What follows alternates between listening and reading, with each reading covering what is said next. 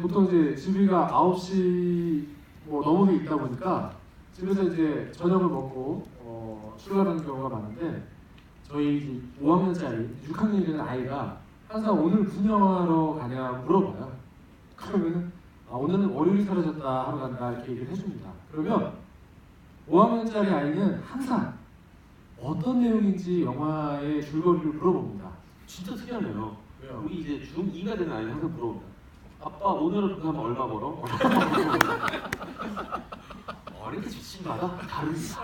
월요일이 다르고 화요일이 다르고 수요일이 다르고. 그래서 이제 줄거리를 보통 얘기를 해줍니다. 이 이야기는 우리 1960년대부터 지금 최근까지 있었던 중국에는 그 한자녀 가는 정책을 펼쳤잖아요. 그래서 실제로 자녀를 더 낳게 되면 나머지 자녀들은 어둠 속에서 키워야 됩니다. 그래서 이제 그런 아이들을 흑자를 써가지고 헤이하이즈라고 불러요. 어둠, 그러니까 다크한 세계 속에서 주민등록번호도 부여받지 못하고 뭐 학군도 배정받지 못하고 그렇게 살아가야 되는 존재가 되는 거예요.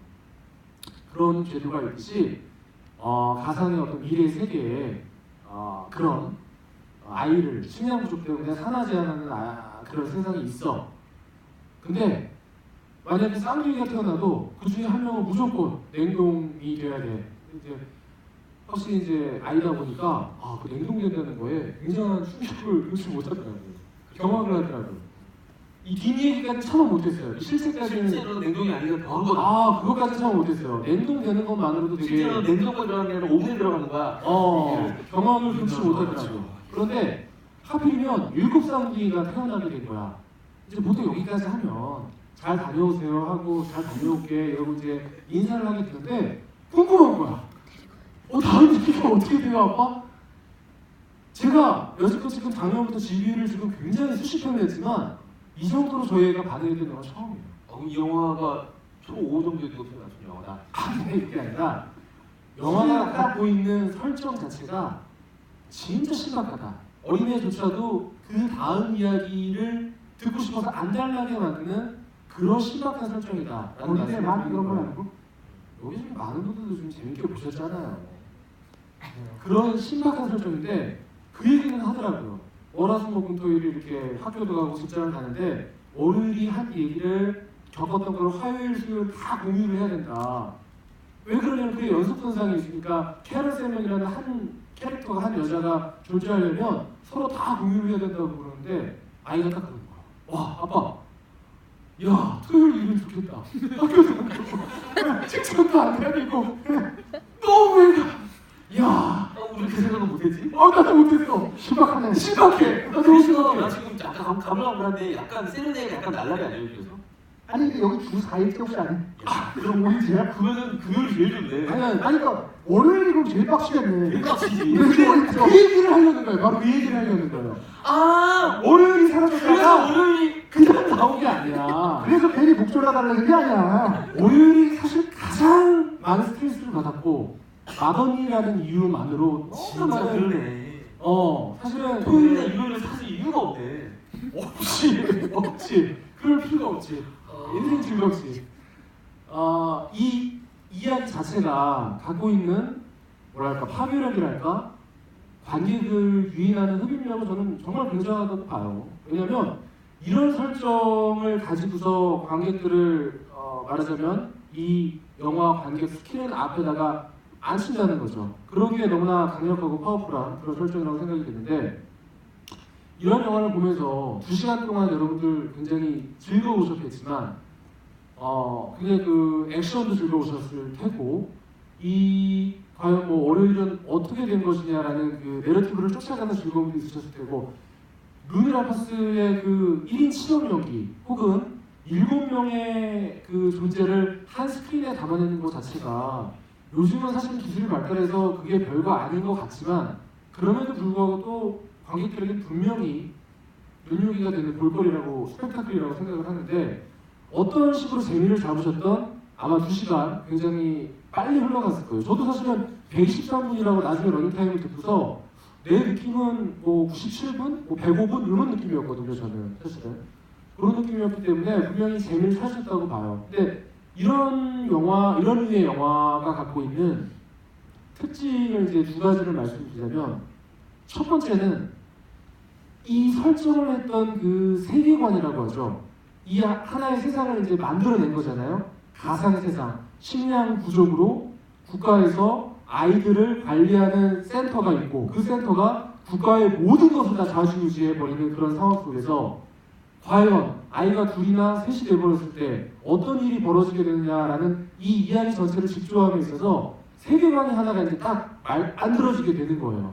근데 안타깝게도 우리가 처음 들었던 그 설정에서 오는 그 신박함, 설정에서 오는 강력한 흡입력, 내러티브가 갖고 있는 그 굉장히 쫄깃쫄깃함이 어떤 세계관적인 측면에 있어서 100% 보충되지 못했어요. 그러니까 무슨 얘기냐면은 곳곳에서 이런 세계관, 만약에 이런 조직이 있다라면 당연히 부수적으로 이런 일들이 벌어질 텐데, 이런 일들을 만약에 이런 법안을 냈다면 과연 어떤 일이 벌어질까라는 우리가 상상할 수 있는 모든 것들을 다 완벽하게 직조를 해내지 못했어요. 근데 그게 어찌 보면 이 감독이 갖고 있는 장점이면서 단점인 것 같아요. 그러니까 말하자면은 이 감독은, 저는 이제 이세필이가 재밌게 봤다고 해서 그 데드스노우라는 작품을 재밌습니다. 찾아봤거든요. 원밖에는 보지 못했지만 찾아보고 저희가 헨젤과 그레텔이라는 작품도 다뤘어요. 이 월요일이 사라졌다도 저희가 이제 이번에 다루게 됐는데, 이 감독은 전형적으로 그 아까 제가 말씀드렸던 완벽한 세계관을 집중하는데, 그러니까 앞뒤가 다 맞아 떨어지는 데에 논리적인 어떤 그런 것으로부터 오는 쾌감, 이런 것들에는 좀 관심이 없는 것 같아요.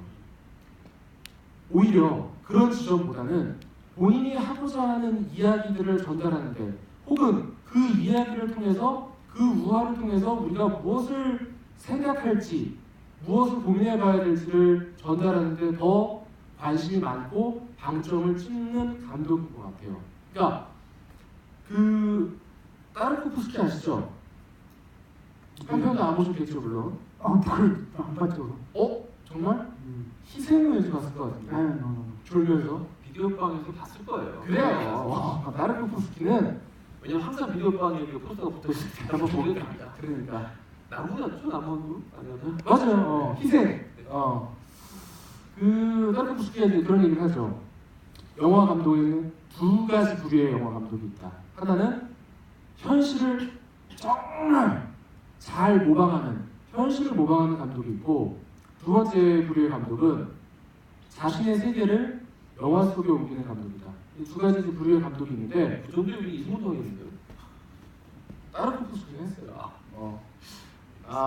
그런 얘기를 했는데, 이 우리 월요일이 사라졌다의 연출자는 전형적인, 제가 봤을 때는 후자입니다. 본인의 세계를 스크린 속에다가 강력하게 옮기려고 하는 그런 류의 감독인 것 같아요. 그러니까 제가 말씀드리는 거는 전자라고 하더라도 얼마든지 완성도 있고 웰메이드 훌륭한 퀄리티의 감독이 될 수 있고 작품을 만들 수도 있고, 후자라고 하더라도 좀 부족한 수준의 작품이 될 수도 있어요. 이게 전자후자가 어떤 것이 선이고 어떤 것이 악이고 어떤 것이 우고 어떤 것이 열이 아니에요. 그 두 가지는 분명히 어떤 지점에 있어서는 각자 그 가운데에서 분명히 우열이 있다고 생각을 해요. 그럼에도 불구하고 후자가 궁극적인 어떤 영화의 완성이라는 측면에서 봤을 때는 그래도 후자가 더 한결 더 완성도 높은 작품을 만들 수가 있죠. 이 후자의 대표적인 감독이 이제 크리스토퍼 놀란 같은 경우라고 저는 생각을 해요. 물론 우리 오늘 연출자 이 감독을 놀란과 비교하는 건 아니지만 어쨌든 영화의 방식이라는 게 있겠지. 비교를 못해. 할수 있으니까 비교하면 놀란 바로서 기분 나빠할까봐 아니. 해도 돼요? 알겠습니다. 비교하도록 하겠습니다. 놀라면 나한테 돈 주는 것도 아니고. 그래요? 그러니까 말하자면 논란의 카테고리에 속하는 감독이라는 거죠. 이 감독은. 그러니까 그런 측면에서 그게 비교야? 특이한 논란의 카테고리. 정말 논란의 카테고리 같은 느낌이에요. 그런 의미에서 이 영화를 바라보시는 어떤 방점을 찍으시는 게 이 영화의 재미나 맛을 더 살릴 수 있다고 생각을 합니다. 근데 전 진짜 궁금한 게 있어요.